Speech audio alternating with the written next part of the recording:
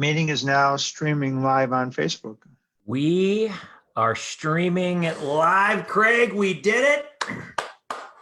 Awesome. Everybody, Food Service Power Plant Network, welcome. Craig and I, this is take two. We did our test a few minutes ago, and then we just tried to go live.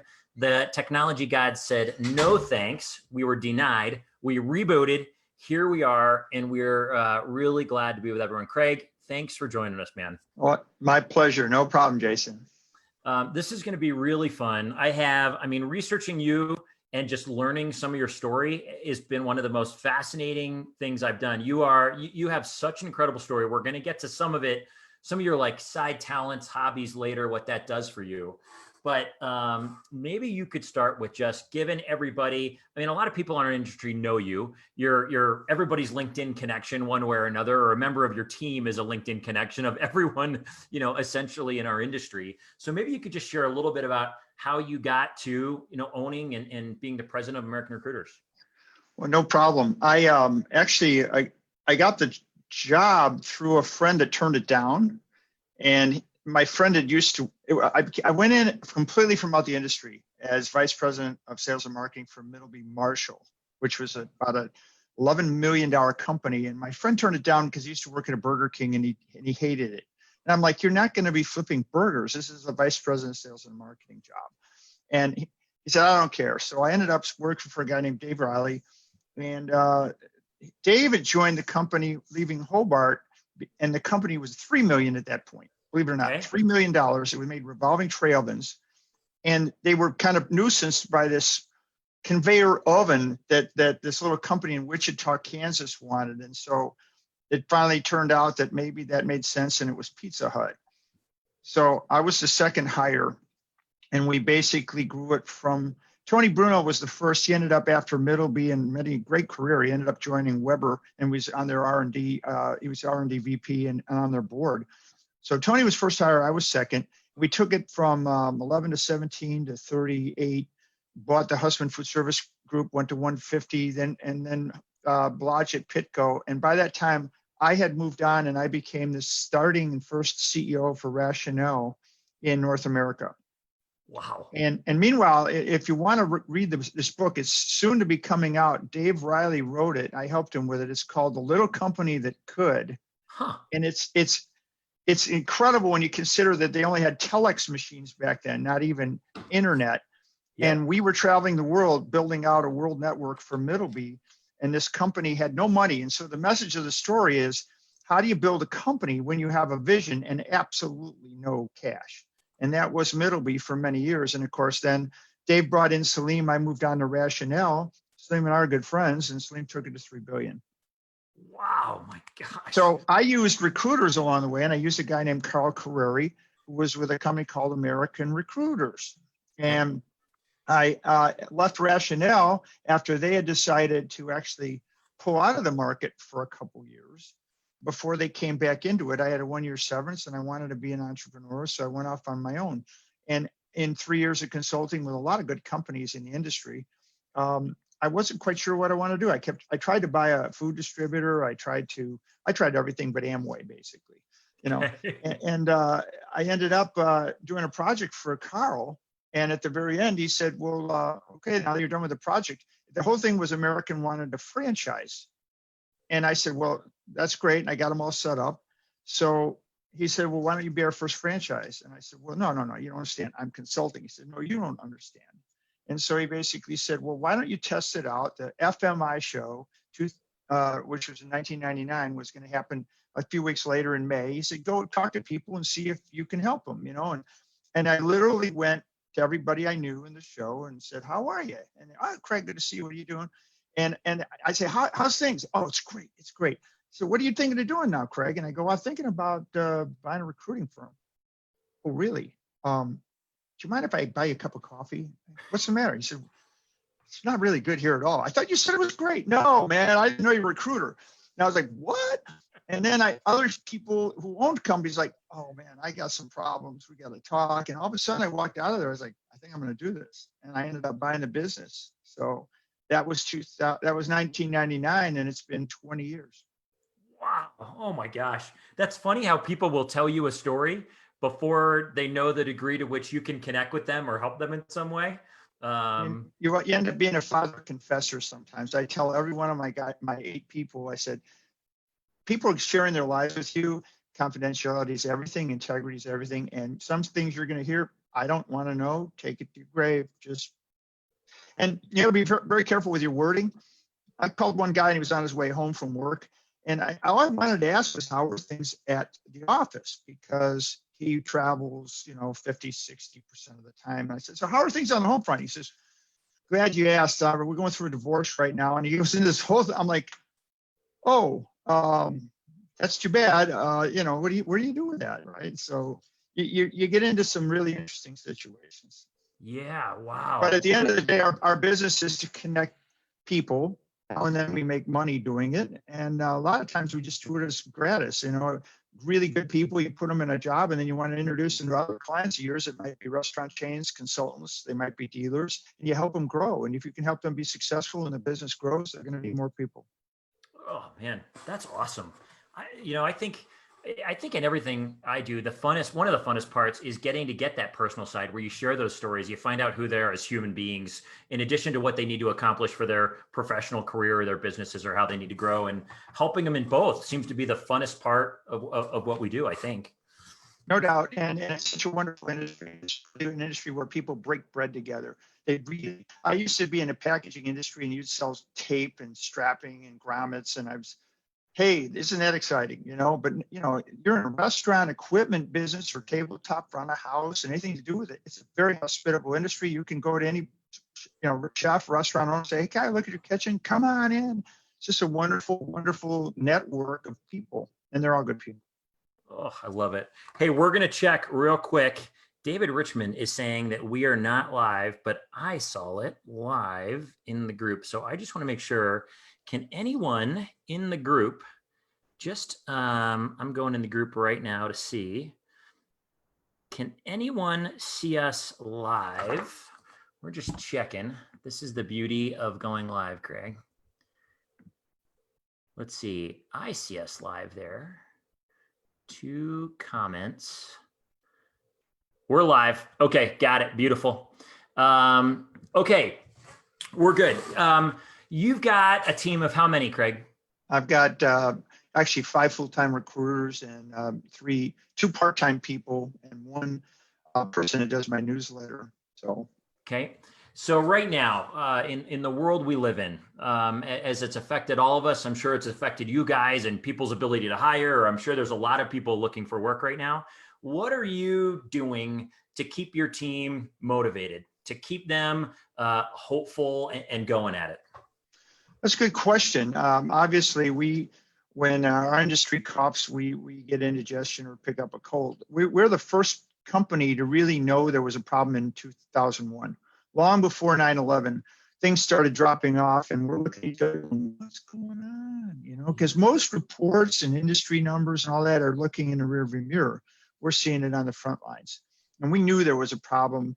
But when the whole Y2K thing kind of fizzled out, and the dot bomb stuff didn't work, and we worked heavily on a lot of those startups, which was a lot of fun. FSPN and Open Table and all that. So it bombed. We suffered, but it kind of went in different directions. And one of the things that happens in that kind of situation is companies that you might have been talking to even 2 weeks prior or a month prior. How's everything going? Great. Got a good team. We're set. And the reality is it's a dynamic process. And so when companies are dealt a different hand, they realized maybe a couple people were skating along and everything looked good, and the numbers were good. So, but all of a sudden, the people that are charged with either owning the business or the P&L for the corporate above them, they start realizing where their gaps are, and normally then we start getting calls. At that point in time, believe it or not, it was, we need new products. And so R&D, product development people, because they've been selling the same old thing and they needed innovation. And then 2008, when we had the financial tsunami, we knew that was coming before it happened, but long before Lehman cratered. Wow. And we started getting a whole different sort of, we need supply chain, we need to reduce our our overall operating costs. We need better manufacturing, blah, blah, blah. So that was 2008. This one's a little different.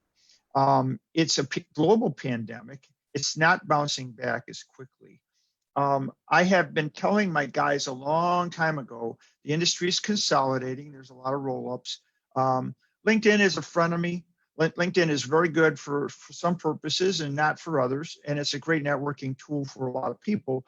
It doesn't help a client, by the way, for confidential search or for our industry too much because we don't have an SIC code. If you go into LinkedIn, it's food service or it's hospitality. That's not equipment and that's not tabletop, right? Sure. It's not Jan Sand. And so it's still a kind of a tight little niche, but LinkedIn is there and some other things. So I told the guys about a year and a half ago, we're in the electromechanical machinery business.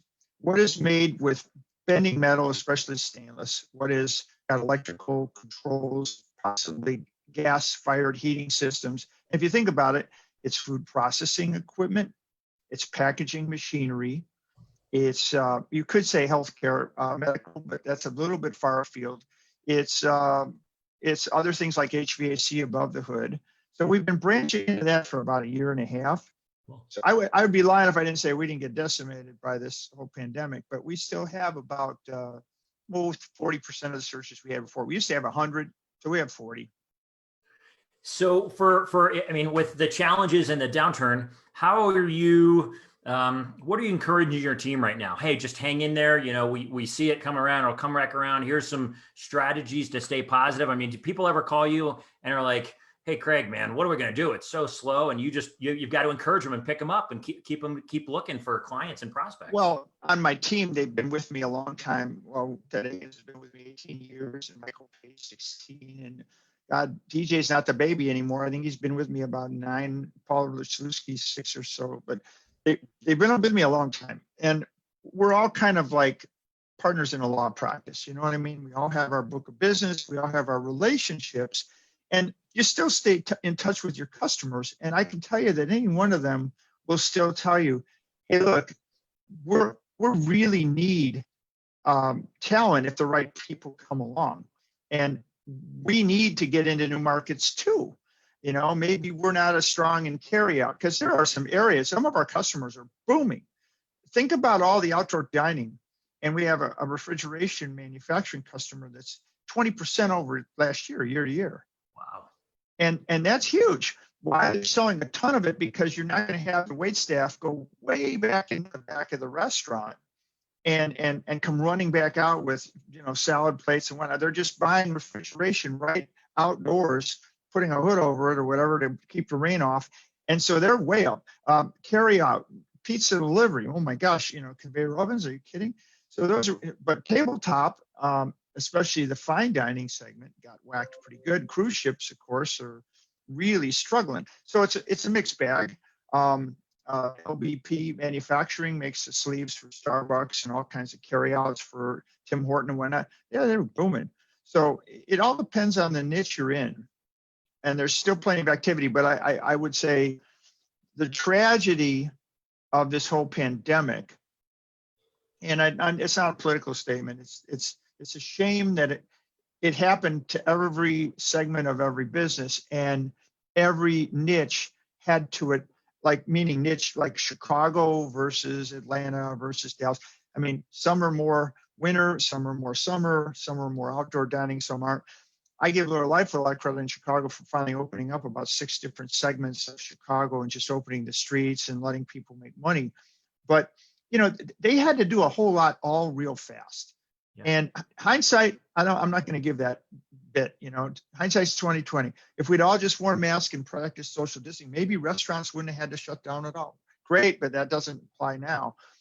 But there was no time to really logically apply things. For example, the 800-seat restaurant that's right next to Home Depot, and that restaurant can't serve one person, even if it's 3 stories and you could have 30 seats spread apart by 30 feet on each floor. They're not allowed to serve just the same as a 10-seat bistro, right? Yeah, really? But it was one of those things, it hit so hard, and New York was the poster child for disaster. And all the big city mayors went, not me. Ain't going to happen. Right. So we got whacked. But here's my message to everybody in the industry. So I'm going to ask you a little history question, Jason. So immediately following the Spanish flu in 1918, what was the next era? The Roaring '20s. Bingo. And right after the Black Plague in medieval times was the Renaissance era. Okay. So you got 170 companies working on a vaccine. You've got 3 in phase 3 trials. The CEO of Pfizer is gambling $1 billion that their vaccine will be approved because they're going into production without approval. And if he's wrong, it'll cost him $1 billion. Wow. But he wants to have a supply available to vaccinate several hundred million people. We'll be out of this thing relatively quick compared to any normal vaccine, which is 2 years. We probably have people getting inoculated come the first, well, probably the end of the year. Those that are first, responders and those in dire need. And then they just approved today 2 tests from Yale and from University of Illinois. They're saliva-based tests for litmus paper to see who's got it. Immediate results. Wow. That's huge. You didn't have that 4 months ago. Now, before you go in a restaurant, just put your lips on a piece of paper and they go, you're not getting in. And if you don't have it, you get in. Well, think of the impact of that on a restaurant and being able to just bring people in.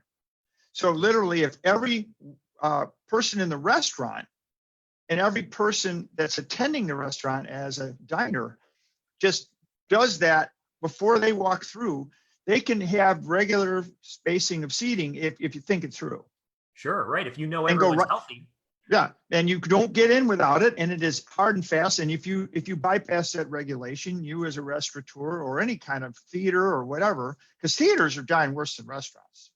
It breaks my heart. Chicago, huge theater guy, and there are 458 theater companies in Chicago, and a lot of them aren't going to make it. This saliva test would allow them to just have plays, and you just test everybody that comes in and test the actors every day. And then it would be like nothing ever happened in a way, even though the whole vaccine program is still taking a while because, as you know, 45% of Americans are going to go, I ain't going to take that first, so it's going to take a while. But I love the saliva test because you could literally just forbid anybody from coming in if they test negative. Heck yeah. Awesome. I didn't hear that. So, okay, real quick, if anybody has, I see we are live, we are golden. Does anyone just remind everyone, you can ask any questions and we will pass them all on to Craig. I am not, it says there's 9 comments. For some reason, it's not opening all of them. So we're going to keep going and see if we can see those in a minute. And by the way, I'm just going to put a little barrier on that. I know David Richmond would want to ask if he could have a job that paid $1 million a year, and have 38 weeks vacation. And I can't get more than 30 for you, David. I'm sorry about that. I'm sure he will love it. He did ask a question. Is Craig talking from his big deck was the question. David, stay tuned. More to come there. We are live. All is good. Remember, you can ask questions here. Okay, Craig, what's something that you've seen change amidst all this that you have said, you know what, it'd be pretty cool if that stayed changed, if this somewhat new norm, this thing we're getting used to, stayed that way? Well, think about 9/11, because that was a big shocker, right? And for the next 2 years, at least a year and a half, it was really tough to travel a lot. It was 2-3 hours initially through what didn't even exist in TSA. And then there was a TSA, and then their technologies had to catch up. And you look at it today, if you're a GOES and a TSA pre, global entry, whatnot, it's almost nothing. You just breeze through, right? And they've made it so more convenient. Now, transpose that onto, in general, testing for safety. Now, when you walk in a health, I work out every day, and I go in the health club, and they zap your head or your wrist or whatever, and you don't have a temperature, all that kind of stuff. Amazon, there was a special 60 Minutes. Everyone walks through an arch, and if they have any temperature, they're pulled aside and further tested. And I'm sure now they'll go with this litmus paper. They have automatic sterilizers that are robotically powered that go down every aisle of every warehouse hourly and zap it with huge UV powered light. And they're putting these onto, believe it or not, planes. They're looking at CTA, putting them in Chicago. So at the end of every run, it just zaps the entire inside of the CTA and sterilizes it. And so when you think about hygiene and people now actually washing their hands a whole lot more and everything else, there's some good things that will come out of it. And there'll be opportunities. I firmly believe in HVAC. Every single building, because they're realizing now that it's transmitted by air and air conditioning systems are redelivering it. Think Legionnaire's disease, okay? And so if you had UV light scrubbers on the air return systems of every HVAC system, and I don't mean just food service, every building has it. That's a big business. And so there will be huge gold mine opportunities for the right entrepreneurs. Yeah, I love it. I think one of the things we try to encourage all our members to do is always look for the opportunities. In every down market, in every downturn, there's an opportunity for growth somewhere, and you're right there. Craig, if you were going to give someone looking for work right now, there's a lot of members in our group, incredibly talented people, chefs, sales professionals, former presidents, companies, et cetera, who are finding themselves out of work right at the moment. What's the number one or two tips you would give them as they're trying to, figure out where to go next? Is it a resume update? Is it connecting with a certain amount of people on LinkedIn every day? What's the number one tip you'd give people? That's a good question. I was thinking that your network is pure gold if you treat it properly.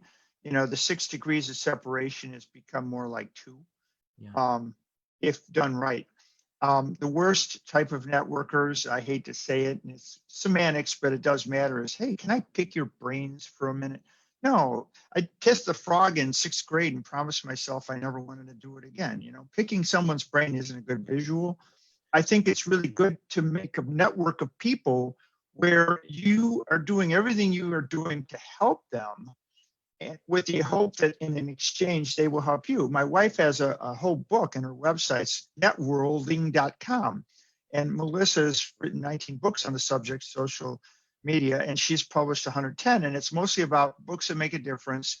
And and her methodology is, and I subscribe to it 100%, it's establishing mutually beneficial relationships for transformational opportunities. So it's not picking someone's brain. It's saying, hey, let's get to know each other and let's see what we can do for each other. And that's very important moving forward, especially now. I also believe courtesy, politeness, the 2-second, snapshot of who you are is really important. If your LinkedIn profile is nothing, then how is anybody going to draw a conclusion on you that doesn't know you? That's your book. That's not just your resume, right? And your recommendations, your groups that you're in. Today's kids, if they're smart and they're in high school, they're studying it in LinkedIn. And when they're in college, long before they're a senior, if they're freshman and sophomore, they're in groups networking to try to get a free internship in sophomore and junior years, so that by the time they're seniors, they're not even interviewing, they're getting hired. And that is the proper use of LinkedIn done right. So I would say really treat your network like gold. And then the other thing is the power of 10. And I hate to say it because it's going to sound a little bit jaded maybe, but you're only as good as your 10 closest connections. So, and I don't mean family. You can pick your friends, you can't pick your family, right? But if you have 10 really valuable people, think about the PayPal mafia and how well they propelled each other, right? Reid Hoffman and Elon Musk and everything. Hell of a network, right? And it's power of 10. You only have so much energy in a day. And if you're spending with people that are dragging you down all the time, it's just going to drag you down as well. I mean, you're not going to go forward. You're propelling them along. They're doing nothing for you. Then you really need to evaluate, are you being used? Or is there time in your life for some other people that are much more proactive and growing and doing things?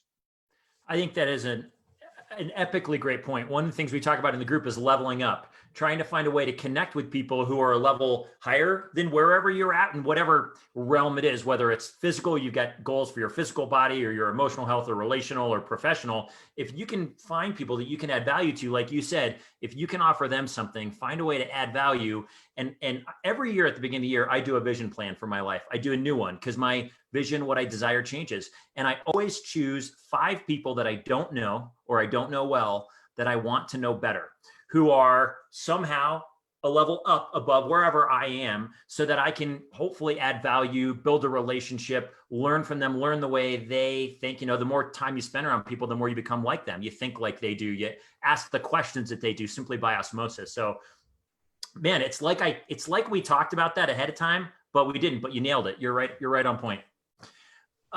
Craig, are you a discipline guy? Like, are there any things that you swear by? Like before you leave your room in the morning, your bedroom, you always make your bed. Are there certain things in your routine that you always live by that have proven helpful towards accomplishing all the things you have? I'd say it's 2 aspects. One, a neighbor, I'll never forgive him, but he talked me into doing triathlons. and, Nice. and the first one, you're not, by the way, not the Ironman. That's insanity on steroids. So, but I mean, I try and, the sprint tries and then the regular Olympic distances and stuff. And when you train for that, it's real simple. If you're not ready, you're going to die. I mean, you got to swim, 9/10 of a mile in a lake or an ocean. You better be ready, right? And the reason they do it is swim, then bike, then run is if you bonk on the run, at least you just lay down in the grass. If you did it backwards, you'd be losing half the participants. But everybody be drowning. You have to have a discipline, and it's about training, but it's also about cross training. But it's also about, you're in the third hour, second hour of some long race, and you don't say, oh my God, I got to do another 10 miles. No, you say, I'm going to get to that bend in the road. I'm going to make it to that, end of the, course where it starts turning left and coming back. You don't think about anything more than that and executing as you go. And it's a heck of a good discipline. And the other thing I guess I've gotten good at, having run several companies, is that you really can't waste your RAM. We only have so much RAM. And if you're spending it saying, where did I leave that? And this is under that pile of paper, and this is it's just not productive. If you've got everything where you need it and your fingertips and you're well organized, you're just going to be more productive in a day. So they always say, give the most busy person the most to do because they're going to get it done. And the reason is that they know how. Heck yeah. So, I love it. You must be a pretty organized human. Yeah. Yeah, I'm with you. I've got a little bit of OCD in me. Okay, real quick. David Richmond wants to know, what has changed in the recruiting process during the COVID shutdown? That's a very good question. So on top of everything else we do, which is, confidential, and David, I'm going to go back to the old days where it's just you knew people back, pre-internet, if you will, and you had index cards, right? I guess I didn't do it then. But now there's incredible database. It's all about big data. So when you get a search, you're not just using LinkedIn Recruiter, you're using Zoom Info, which is, part of discovery.org.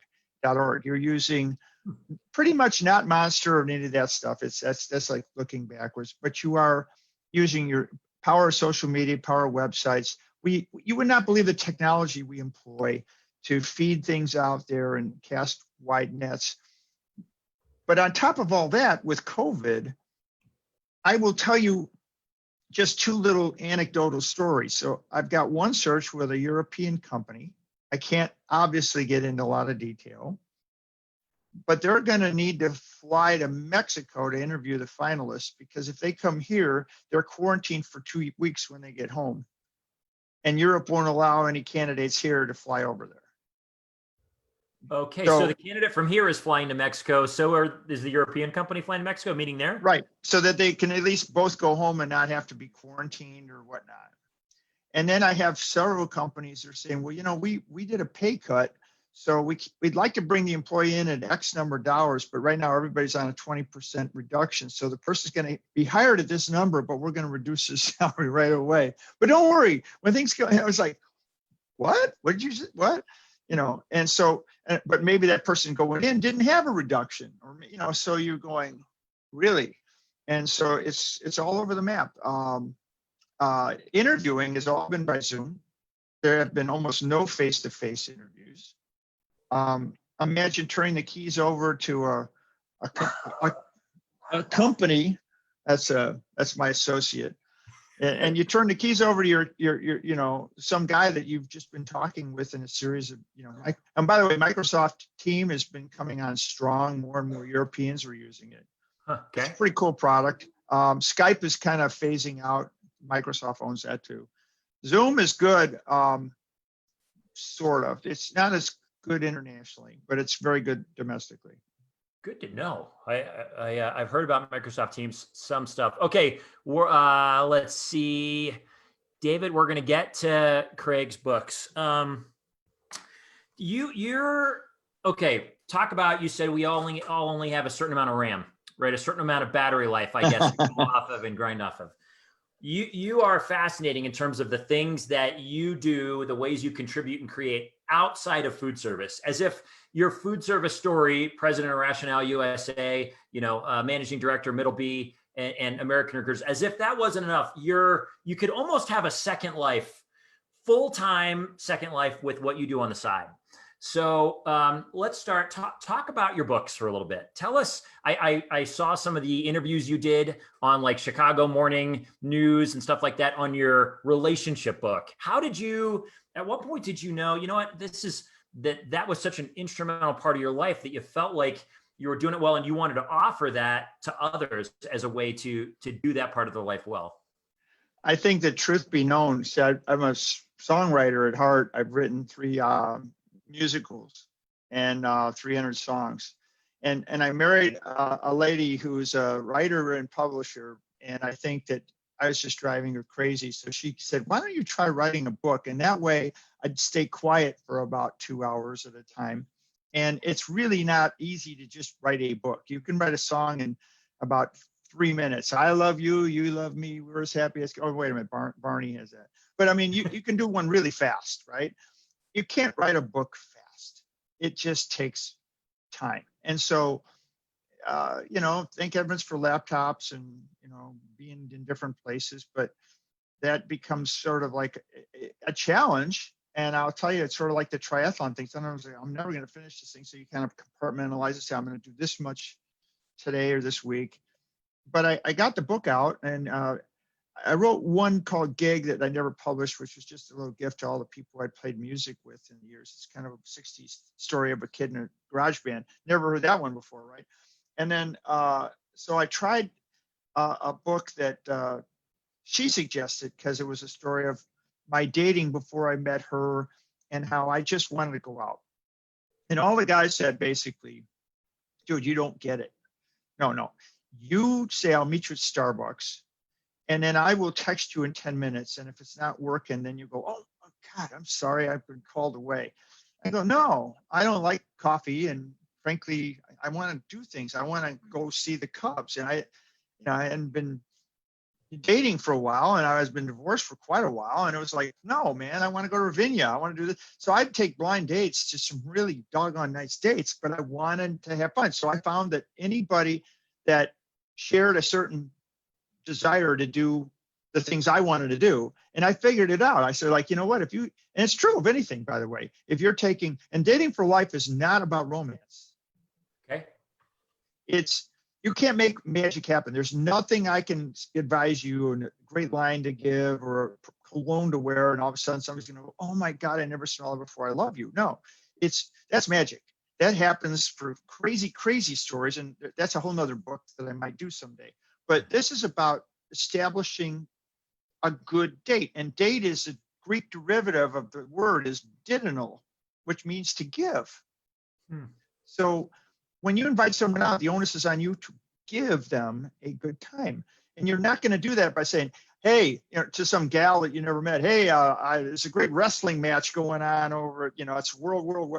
Let's go. And she might think you're hot, and she's going to go, oh yeah, isn't this fun? But you know what? You're just asking for trouble. At the end of the day, you should find out what the person you're going out with is, and it's not a potential romantic interest. It could be a business colleague. It could be your daughter or son, right? It could be your best friend that's in from overseas.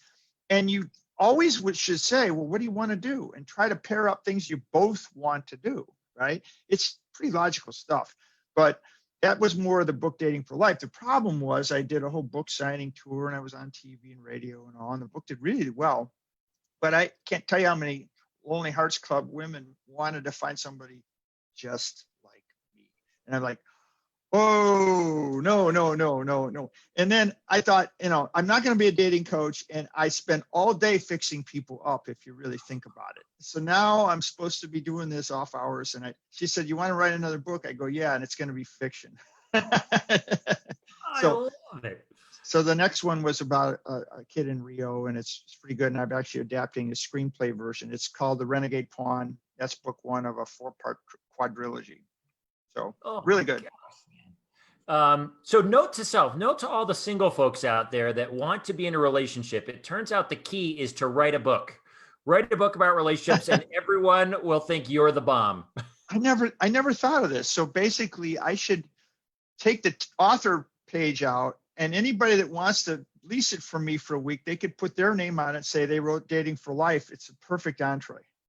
We are creating businesses right here in the Food Service Power Plant Network. Look at this, creativity rules. Okay, another question from the man, the myth, the legend, David Richmond. What do you expect candidates to do prior to your first conversation or prior to the interview? So a candidate that is going to have an interview, there's a lot of folks in our group that are looking for interviews, trying to. What are some things they should be prepared to have ready prior to going into that meeting? It's a great question. I'm going to give two short answers. One is do a lot of homework, obviously, on the company, the people you're interviewing. That's where LinkedIn is a great roadmap. But our website, AmericanRecruiters.com, is extremely robust. And we have tech interviews, questions, and study guides and everything else for candidates, job seekers. But we also have a whole section for employers. And don't forget, an employer is just a candidate that got a job, and a candidate's just an employee of a company that lost a job. I mean, the door swings both ways. So you can look up what kind of questions to expect to be receiving from certain companies. But a good recruiter, that's all the difference in the world, because if they know their customer, and that's why I don't worry about just random recruiters from outside our industry coming in, because our customers are too doggone busy. I mean, you're not going to get somebody like, Steve Moss at Altosham. This is what I need. And you're going to go, okay, yeah, I've got an hour, so you can spell out what that would be and what exactly is a calendar or what. No, you don't know what I need. You should know what I need, right?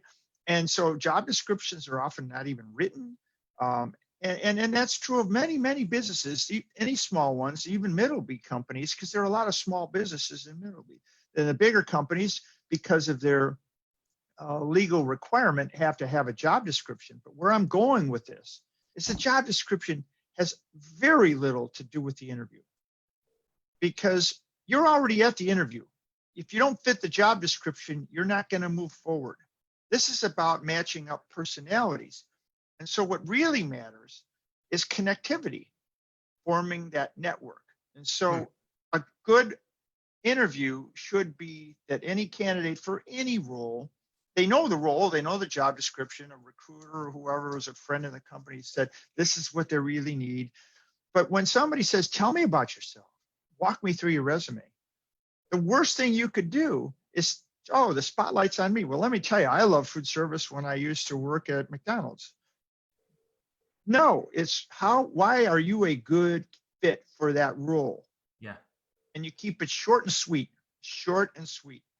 It's not about you. It's about a 1-minute elevator pitch and kicking it back into the recruiter's court and saying, and before I go into a lot of detail, tell me in your own words what's really important to you in this role.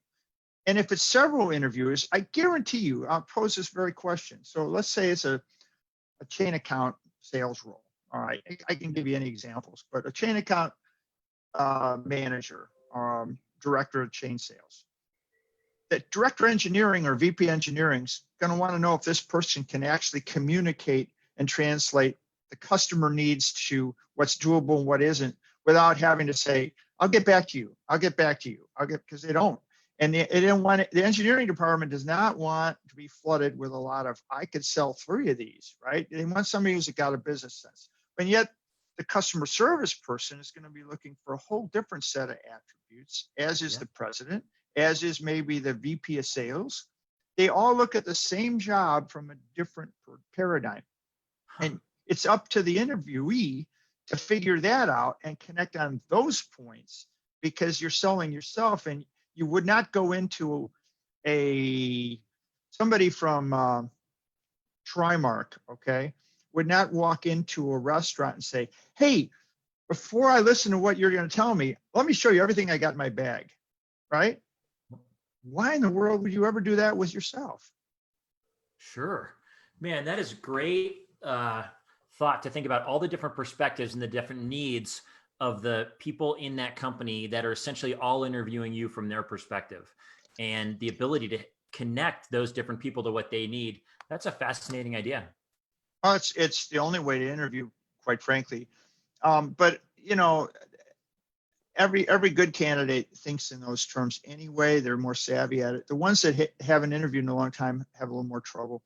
But what we're all about is the stealth opportunities and the small companies, the companies from abroad, the companies from different industries, or companies that want to get from A to B, that they're in retail food service, but they know anything about chains, or they're in so they need to get from A to B, and they need a new skill set, and they don't know quite where to find it. That's where our business comes in. And I want to explain one more thing about everybody.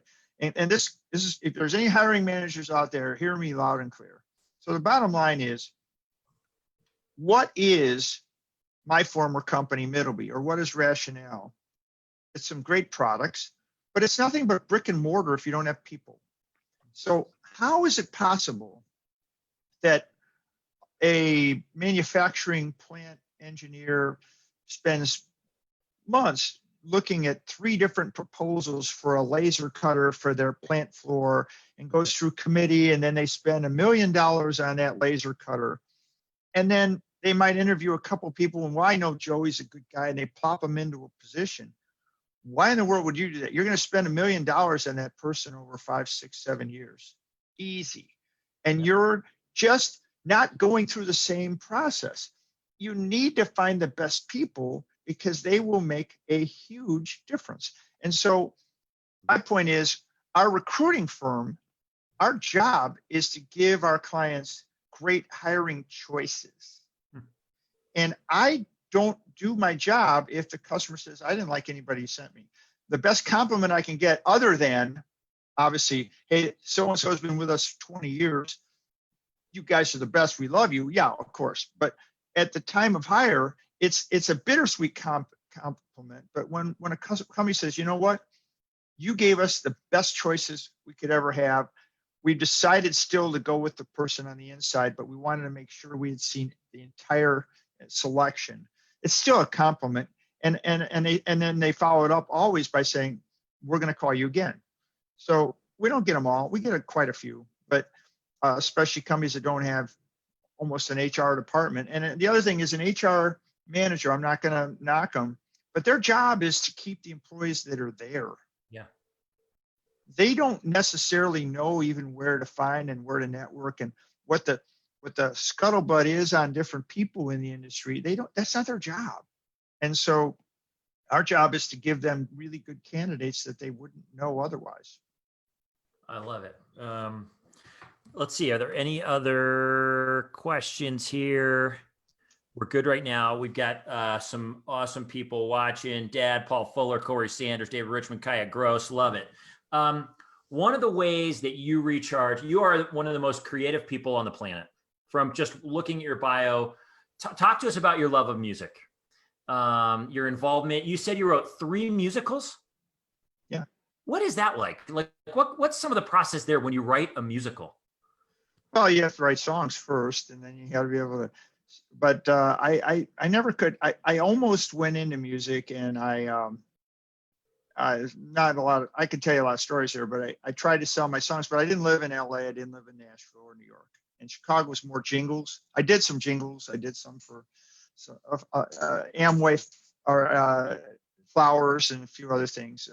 But you know, it's a different life. And so I wanted to write a hit song. One of my dreams was to write a song like a Yesterday, which transcended all time. And it just wasn't going to happen as I got more into things. And so with Rationale, while I was starting a business after they closed up shop in the States, basically, I had a 1-year severance. And so parallel to everything else, trying to buy a business and this and that, I said, you know, I'm going to write a musical because nobody writes musicals. It's anybody can write one song. I'm such an idiot. So that led me on this whole pathway. Of course, a lot of people write musicals. And so my problem is it takes $10-14 million to produce them if you go on to Broadway.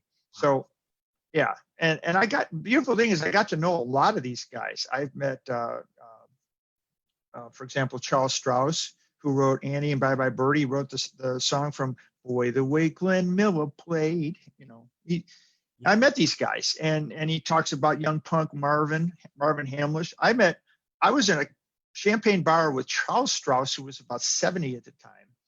And P. Diddy came walking in with Will Smith, and they were trying to license Annie for the movie, and we all had a drink. And it was like, yeah, this is great. You know, it was, but you know, at the end of the day, they have a tough life. And I came to the conclusion much years later, especially when I think I saw the Beach Boys for the 8th time, and Mike Love was hanging on to the microphone stand, you know, and I'm like, no, he doesn't wish he could be a cat, you know, no, he doesn't want to do this, you know, and so being a performer and having to do the same thing over and over, I think I probably jump off the planet. But writing and creating is what sets me on fire. So I always loved to write, and I would write these songs, and so I thought I'd string them together and make a musical. So I did. I wrote a couple. One of them got performed in Chicago for about 3 months. It did real well. It's called Black, White, and Gray. Way to go. Are you working on one now? Not a musical, and I've written a couple songs in the last 2 months. I wrote a rap tune that I got really mad about. I never written one. I think I put it out there on Facebook, but I got so mad about the fact that, and it's called Chipping Away, Chipping Away. They keep chipping away at you, chipping away. You know, and it's all about just having things taken away from you, you know, in little bits and pieces at a time. I wrote a song about greed right after 2008. I was so mad. It's on my website. You love it. It starts out with the Michael Douglas playing Gordon Gekko, and it's a video. It's a video song. You can check it out. And then I wrote a thing called Here Are Prayers. I did that one. That's my favorite song. But no, I write books now. So I'm trying to get this Renegade poem into a screenplay. We'll see where it goes. One of Melissa's current friends is in a BET network, and she's a producer, so she's interested. Awesome. Oh my gosh. Okay, we've got a couple minutes left. Why don't we end it? Should we try to do it? Should we try to pull this off? Why not? Let's go. Okay, everybody. Craig has offered to take us to his piano. And do you know what song you want to do? You have an idea? I'm thinking about it. Yeah, I do. I have a neat idea, because it's going to be more inspiring about the future. We always want to talk about the future, right? So, yep. Be good. So I guess we're gonna go for a little stroll. Is that right? Let's do it. Let's try. This is outside my office. Beautiful. That's what David's referring to as my veranda in the sky, but he calls it something else. So we're gonna kind of go along here. So this is my living room. Beautiful. Oh, awesome. Look at all those windows. And there's the bar. And by the way, anybody that knows me, next NRA, we're going to have one hell of a party. Woo, because awesome. Beautiful bar. I am going to, and this is like my wife and I, this is creative stuff. So this is called Thought Leadership. That's our painting. I don't know if you can see it. Yeah, yeah, we can. It's awesome. And then we're gonna walk out just real quick here to the deck. So here's the city. Oh man, I missed it in May. I missed being And there. it kind of wraps around. David's right. It is a rather big deck. It's very hard to keep up. That is gorgeous. Look at that. And there's your city. Wow. Oh, that's beautiful, Craig. And it's a great place to shelter in. I'll just say that. Yeah, I'll bet. Beautiful. We just finished it completely after 2 years of construction. And when they say 2 weeks, 2 weeks, how much longer? 2 weeks. They're lying. They're lying. Anyway, I thought what I'd do is just sit at the piano and sing a nice little song. It's a simple tune. I won't do the dramatic. I mean, I did a little on John for you earlier, and I could do like, but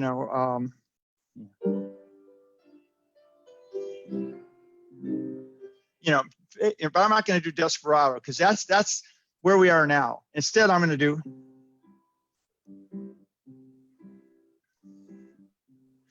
I can see clearly now, the rain is gone. I can see all obstacles in my way. Gone are the dark clouds that once made me blind. It's gonna be bright, bright, bright, bright sunny day. You can sing along. I think I can make it now. The pain is gone. Oh yeah. All of the bad feelings have disappeared. Here is the rainbow I've been praying for. It's gonna be bright, bright, bright, bright sunny day. Segway. Look all around, there's nothing but blue skies. Look straight ahead, nothing but blue skies.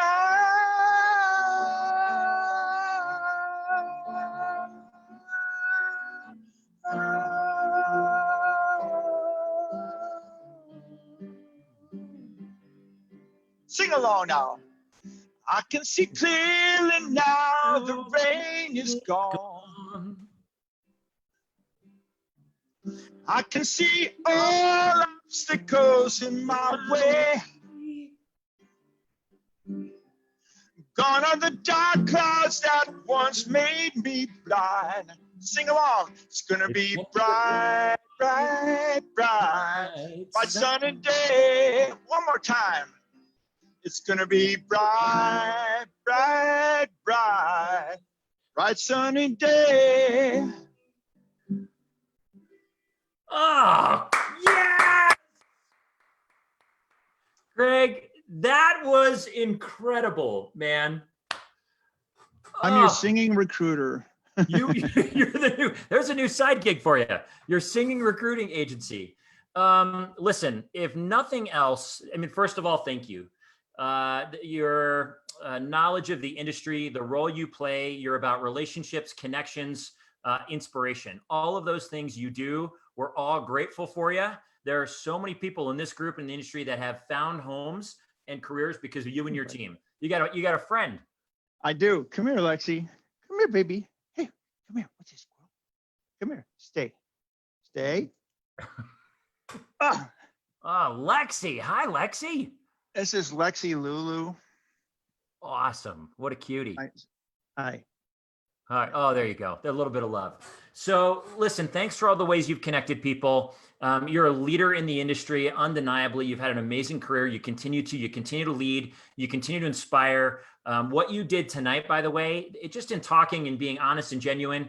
And then this is the funnest thing we've done in this network. And you're showing people what it looks like to flex that creative muscle, to foster it, to challenge it and push it and do things that are beyond what you expect at times to create something incredible. I can only say that for everybody that's having a bit of a sabbatical this year, next year is going to be the roaring 2021s. And we're going to be coming back as people want to get together and break bread. It's as simple as that. I believe it. We'll be joining you. Everybody, I'm looking to see if there's any other questions. Kai Gross, this is gold. Oh, Taz says, get the guitar. I should have grabbed my guitar, but I wouldn't have known the chords. Oh man, well, next time. Someday we'll do it. We'll plan a song next time and we'll play together. That'd be fun. It's been a while. Cool. Listen, thank you, everybody. Thanks for watching. Remember, real quick, Craig, what's your website again? If people need to find you, they need to get connected through you and your company. What's the website? You can, for the business, it's americanrecruiters.com. And then you just go to the, our food service area within the site, because we also do healthcare and other stuff. And then you can also go to craigswilson.com, which is my personal site. Awesome, which is a blast. Everybody go there. You'll see the 4 different books, the fiction books Paul's writing about Rio, or Craig's writing about Rio, and then there's his relationship book, and Gig, I think, is on there even. So everybody remember, we're doing this together as a community. Craig's joined us tonight. We're growing this group. It's growing rapidly. We get multiple members a day. It's a blast. We're glad to be doing it arm in arm together. We do it better. Remember, like Craig said earlier, choose some people that you are the sum of the people you spend time with. So in whatever area you want to grow, go find those people, put them on your list and go get to know them. Find ways to contribute. Like Craig said, find ways to add value to them and build that network, build that relationship. If you're in a particularly tough time, remember to reach out to someone who cares about you. Let them listen to you. Tell them your story. Tell them what's going on. You're always welcome to reach out to me, anybody in the group. We're doing it together. Craig, thanks for you. Thanks for coming on tonight. Have a great night. We'll see you again soon. Everybody, have a great night. It was my absolute pleasure. Thanks, Jason. Love it, Craig. You got it. Good night, everybody. Everybody. Talk soon.